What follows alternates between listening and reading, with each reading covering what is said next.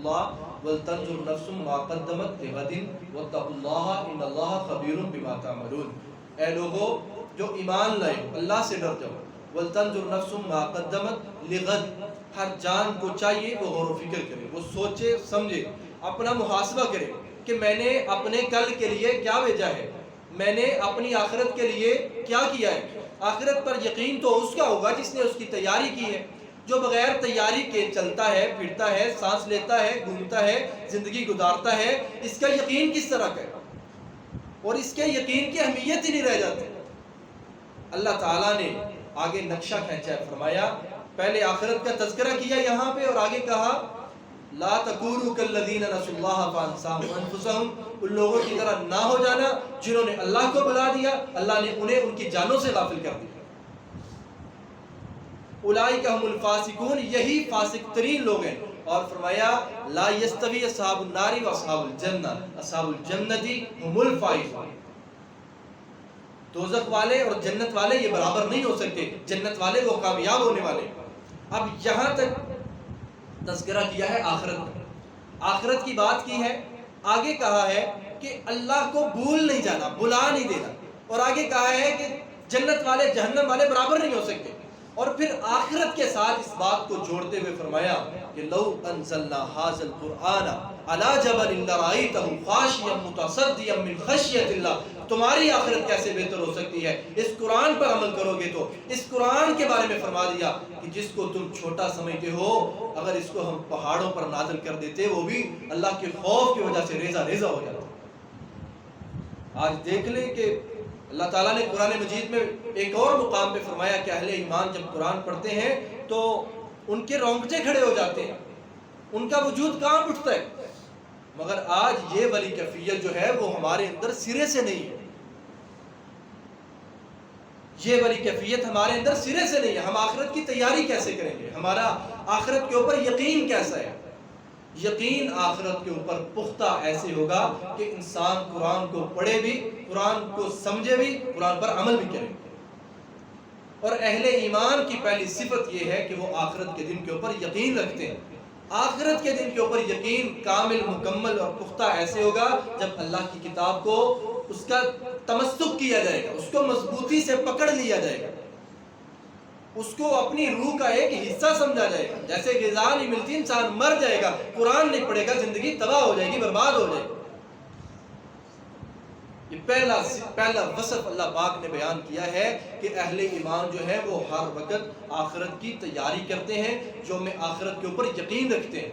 اور دوسرا فرمایا سورہ سجدہ کے اندر اللہ فرماتے ہیں وَجَعَلْنَا مِنْهُمْ أَئِمَّةً يَهْدُونَ بِأَمْرِنَا لَمَّا صَبَرُوا، ہم نے ان میں سے امام پیدا کیے۔ یہ بنی اسرائیل کی بات ہو رہی ہے، اللہ فرماتے ہیں ہم نے ان میں سے امام پیدا کیے، یہدون بامرنا، جو ہمارے حکم کے مطابق فیصلے کرتے ہیں، جو ہمارے حکم کے مطابق رہنمائی کرتے ہیں، لما صبروا وکانوا بآیاتنا یوقنون، اور ہمارے حکم کے مطابق لوگوں کی رہنمائی کرتے ہیں، اس بات پر جو انہیں تکلیف آتی ہے، آزمائش آتی ہے، اس پر وہ صبر کرتے ہیں۔ جو بندہ حق کی دعوت دیتا ہے اور حق کی خاطر ملنے والی تکالیف پر صبر کرتا ہے، اللہ نے اس آیت کے اندر اس کو امام کہا ہے، پیشوا کہا ہے، مقتدا کہا ہے، کہ جو بندہ صبر کرنے والا ہے۔ میرے محترم بھائیوں، یہ جو صبر ہے اس کی تین قسمیں ہیں۔ ہم سمجھتے ہیں کہ انسان کے اوپر کوئی مصیبت آ جائے، پریشانی آ جائے، آزمائش آ جائے، کوئی تکلیف آ جائے، کوئی حادثہ پیش ہو جائے، اس مقام پر صبر کرنا صبر ہے۔ مگر شریعت کے اندر صبر کس کو کہا جاتا ہے؟ صبر کی تین قسمیں ہیں۔ پہلی صبر کی قسم کیا ہے؟ اللہ پاک نے انسان کو حکم دیا نماز پڑھنے کا، وقت ہے فجر کا، بندہ سویا ہوا ہے، گہری نیند کے اندر سویا ہوا ہے۔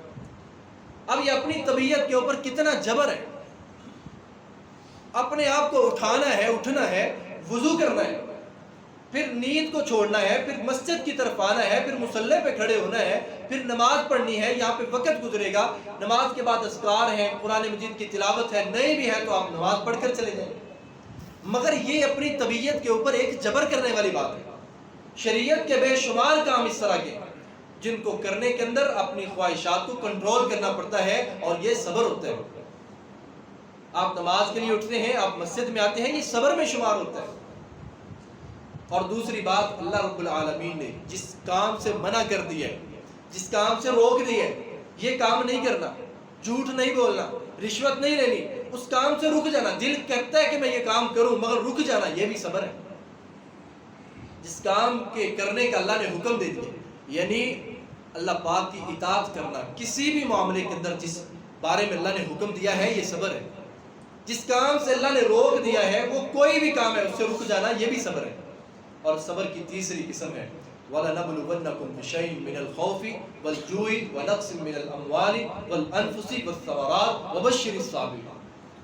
یہ بات کو سمجھنا چاہیے کہ جو آزمائش ہے، جو تکلیف ہے، اس کو پیدا اللہ نے کیا اور اللہ نے اس بات کا وعدہ کیا. فرمایا وَلَنَبْلُوَنَّكُمْ بِشَيْءٍ مِّنَ الْخَوْفِ وَالْجُوعِ، ہم تمہیں ضرور بر ضرور آزمائیں گے، خوف کے ساتھ آزمائیں گے، بھوک کے ساتھ آزمائیں گے، یہ پھلوں کی کمی کے ساتھ آزمائیں گے، والانفس، یہ جان کے ساتھ آزمائیں گے.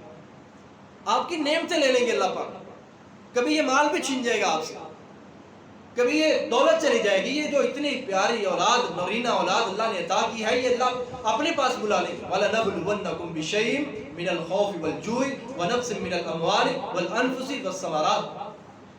اللہ تعالیٰ نے قرآن مجید کے اندر 4-5 مقامات پہ یہ بات فرمائی ہے کہ کیا آپ کا خیال ہے کہ آپ جنت میں ایسے چلے جائیں گے؟ پہلے لوگ جن پر اتنی مصیبتیں آئی، اتنی آزمائشیں آئی، اتنی تکلیفیں آئی، حتیٰ زلزلوا، حتیٰ کہ ان کو ہلا دیا گیا کہ یہ انسان کی، ایمان والے بندے کی زندگی کا حصہ ہے کہ اس پر آزمائش آئے گی، اس پر تکلیف آئے گی.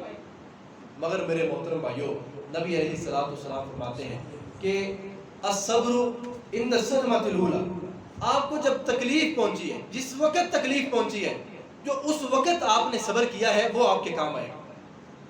جب وقت گزر گیا ہے، ہاتھ سے وقت نکل گیا، تکلیف آج پہنچی ہے، آپ ایک ہفتے کے بعد، ایک مہینے کے بعد کہتے ہیں اچھا میرا تو صبر ہے، یہ صبر نہیں ہے. جب تکلیف پہنچی ہے، فرمایا اسی وقت کہنا ہے انا للہ و انا الیہ راجعون، اللہم اجرنی فی مصیبتی واخلف لی خیرا منہا. یقیناً ہم اللہ کے ہی ہیں، اسی کی طرف لوٹنے والے ہیں. اللہم اجرنی فی مصیبتی، اے اللہ میری اس مصیبت کے اندر جو ہے وہ مجھے اجر عطا فرما. وَأَخْلِفْ لِي خَيْرًا مِّنْهَا، اے اللہ مجھے اس کا نعم البدل اچھا عطا فرما. میرے محترم بھائیو، جب بھی تکلیف پہنچتی ہے، اب وہ اس تکلیف کا احساس جتنی مرتبہ آپ کے دل دماغ میں آتا ہے، مومن بندے کو کیا کہنا چاہیے؟ اِنَّا لِلَّهِ وَإِنَّا إِلَيْهِ راجعون. اس وقت بھی کہہ دیا، بار بار یہ تکلیف انسان کو یاد آتی ہے، بار بار یاد آتی ہے، دل تڑپتا ہے، آنکھوں سے آنسو نکل آتے ہیں، بار بار یہ تکلیف یاد آتی ہے. جتنی بار آئے گی اپنی زبان سے کیا نکلنا چاہیے؟ اِنَّا لِلَّهِ وَإِنَّا إِلَيْهِ راجعون، اِنَّا لِلَّهِ وَإِنَّا إِلَيْهِ راجعون. اہل ایمان کے اوپر تو میرے محترم بھائیو، یہ جو صبر ہے یہ کس کی طرف سے ہے؟ اور یہ جو صبر ہے یہ ہے کیوں؟ انسان کے اوپر تکلیف کا، غم کا پہاڑ ٹوٹ پڑتا ہے، آزمائش کا پہاڑ ٹوٹ پڑتا ہے، مگر اس کو صبر کہنے کا انسان کو درس ملا یہ صبر کرے. کیوں صبر کرے؟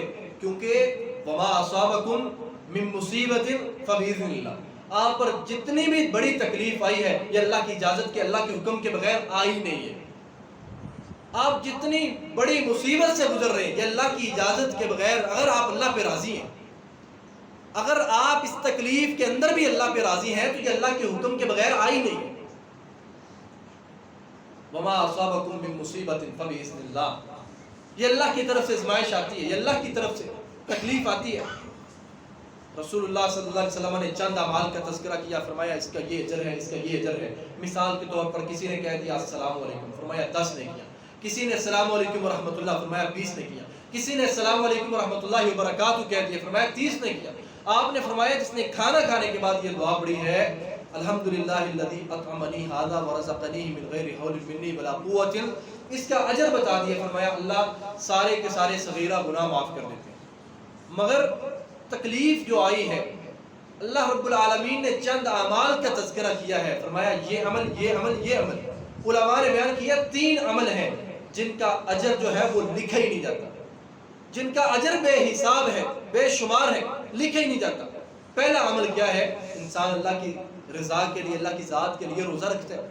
دوسرا عمل کیا ہے کہ انسان دین کے اوپر عمل کرتا ہے اور دین پر چلنے کی وجہ سے اس کا استہزاء کیا جاتا ہے، اس کا مذاق اڑایا جاتا ہے، اس کو تانے دیے جاتے ہیں. جیسے اللہ رب العالمین نے نبی صلی اللہ علیہ وسلم کا سب سے زیادہ استہزاء کیا گیا، نعوذ باللہ معاذ اللہ، آپ کا سب سے زیادہ مذاق اڑایا گیا کہ اللہ تعالیٰ نے سورہ القلم کا آغاز کرتے ہی کہا نون والقلم وما یسطرون، قسمیں اٹھائی، فرمایا ما انت بنعمت ربک بمجنون، نعوذ باللہ معاذ اللہ آپ مجنون نہیں ہیں. وَإِنَّ لَكَ لَأَجْرًا غَيْرَ مَمْنُونَ، یہ جو آپ کو تان و تشنیع کرتے ہیں وَإِنَّ لَكَ لَأَجْرًا غَيْرَ مَمْنُونَ، وجہ کیا ہے؟ مذاق اڑاتے ہیں وَإِنَّ لَكَ لَأَجْرًا غَيْرَ مَمْنُونَ، آپ کے لیے نہ ختم ہونے والا اجر ہے، اتنا اجر ہے جو کبھی ختم ہونے والا ہی نہیں ہے، جس کا سلسلہ ٹوٹنے والا ہی نہیں ہے. اور فرمایا ایک روزہ ہے، ایک دین پر عمل کرنے کی وجہ سے مذاق کا کیا جانا، اس پر صبر کرنا. اور تیسرا انما یوفی الصابرون اجرهم بغیر حساب، کوئی تکلیف آ جائے، کوئی آزمائش آ جائے، انسان الا للہ و انا الیہ راجعون پڑھ لے، اللہ رب العالمین بغیر حساب کے اجر دیتے ہیں. اور یہ اہل ایمان کی اللہ پاک نے دوسری صفت بیان کی ہے. پہلی صفت کہ آخرت کے دن کے اوپر یقین رکھتے ہیں اور قرآن کو مضبوطی سے تھامتے ہیں. اور دوسری صفت کوئی بھی مسئلہ پیش آ جائے، کوئی پریشانی آ جائے، آزمائش آ جائے، تکلیف آ جائے، اس پر وہ صبر کرتے ہیں، اللہ کی اطاعت کو بجا لاتے ہیں، اللہ کی منع کردہ چیزوں سے باز رہتے ہیں، صبر اختیار کرتے ہیں. یہ اہل ایمان کی علامت ہے. اور تیسری علامت نبی علیہ السلام نے بیان کی، فرمایا جو اہل ایمان ہے یہ کبھی چھوٹا نہیں سوچتے. اہل ایمان جو بندہ مومن ہے اس کی سوچ چھوٹی نہیں ہوتی. اس حدیث سے بڑھ کر آگے مثال کیا ہو سکتی ہے؟ آیا عند ظنی عبدی بی، جو حدیث قدسی ہے کہ اللہ پاک نے فرمایا میں اپنے بندے کے گمان کے مطابق اس کے ساتھ سلوک کرتا ہوں.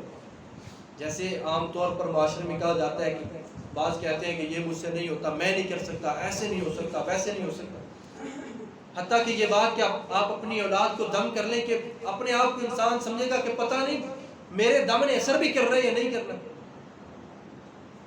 حالانکہ دم بھی تو دعا ہے، اور جتنی درد کے ساتھ جو بھی کرے گا، جتنے اخلاص سے کرے گا، اللہ اس کی زیادہ قبول کریں گے.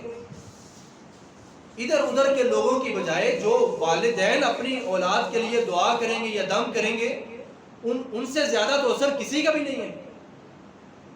تو میرے محترم بھائیوں، وجہ کیا ہے کہ ہماری سوچ چھوٹی ہو جاتی ہے، اللہ کے بارے میں گمان جو ہے وہ چھوٹا ہو جاتا ہے. مگر فرمایا انا عند ظنی عبدی بی، میرا بندہ میرے ساتھ جس طرح کا گمان رکھتا ہے اس طرح کا اس کے ساتھ سلوک کیا جاتا ہے. اب یہ اس کا انحصار بندے کے اوپر ہے، یہ کس طرح کی سوچ رکھتا ہے. شریعت نے تو ہمیں حکم دیا ہے بڑی سوچ رکھیں، درس بھی یہی دیا ہے کہ بڑی سوچ رکھیں. ہم روزانہ 5 نمازیں پڑھتے ہیں، صبح و شام 5 نمازیں پڑھتے ہیں، اور ہر نماز کے اندر، فرض نماز کے اندر دعا کیا کی جاتی ہے؟ اہدنا الصراط المستقیم، یا اللہ مجھے سیدھا راستہ دکھا، میری رہنمائی سیدھے راستے کی طرف کر دے. سیدھا راستہ کیا ہے؟ صراط الذین انعمت علیہم، ان لوگوں کا راستہ جن پر تو نے انعام کیا ہے، غیر المغضوب علیہم ولا الضالین. اب جن پر اللہ نے انعام کیا ہے ان کا راستہ کیا ہے؟ اولئک الذین انعم اللہ علیہم من النبیین والصدیقین والشہداء والصالحین.